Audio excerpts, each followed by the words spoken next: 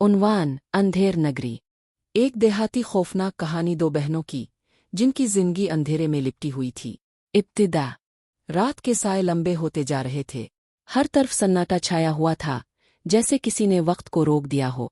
दौर खेतों से सिर्फ जींगर की आवाजें आ रही थीं। गांव चंदनपुर में ज्यादातर लोग सूरज ढलते ही अपने घरों में बंद हो जाते थे, क्योंकि यहाँ एक खौफनाक रवायत बरसों से चली आ रही थी। सूरज ढले बाहर निकलने वालों को अंधेर नगरी निगल लेती है। लेकिन इस वक्त एक पुराना शिकस्ता सा घर था जिसमें दो बहनें रहती थीं, नौरीन और सबा।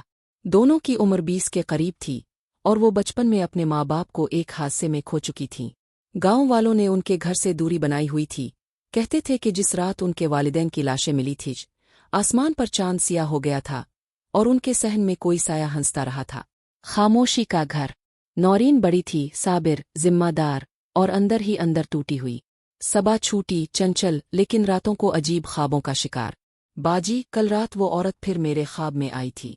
इसके हाथों में खून था और वो मुझे बुलाती थी।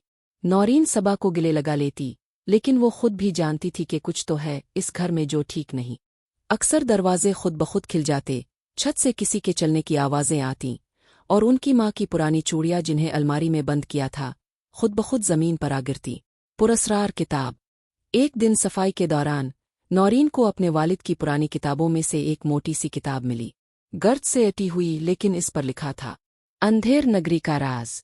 नौरीन ने जब किताब खोली तो इसमें हाथ से लिखी हुई तहरीरें थीं, जैसे किसी ने रातों को जाग कर अपनी जिंदगी का दर्द, खौफ और राज इसमें छुपाया हो।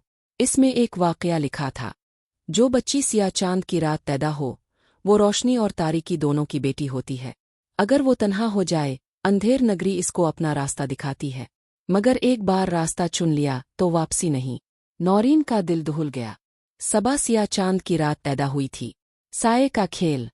रात के वक्त सबा की हालत मजीद खराब होती जा रही थी।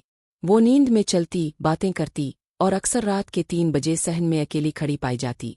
सबा, क्या कर रही हो बाहर? नौरीन एक रात चीखी। वो आ रही है माए, सबा ने पीछे देखे बगैर कहा, और अचानक दरख्तों के पीछे से एक सिया साया उभरा जो जमीन पर तीर रहा था।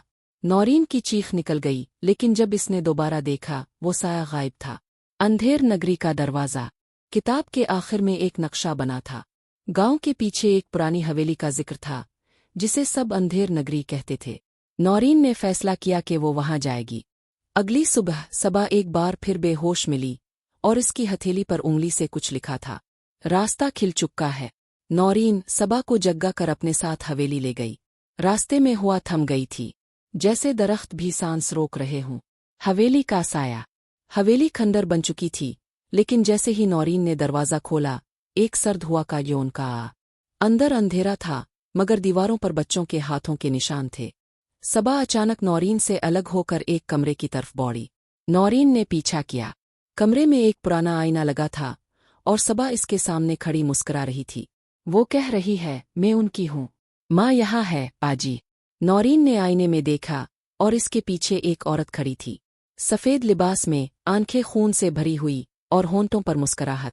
मेरी बेटी को वापस दे दो। नौरीन ने सबा को पकड़ा, लेकिन सबा के जिस्म से धुआं निकलने लगा, जैसे वो मोम की बनी हो और पिघल रही हो। सबा, छोड़ दो इसे, नौरीन चीखी, लेकिन कमरा घूमने लगा और एक लम्हे में सबा आईने के अंदर चली गई। आईना काले धुएं से भर गया। खौफनाक अंजाम। नौरीन वापस घर आई, तन्हा।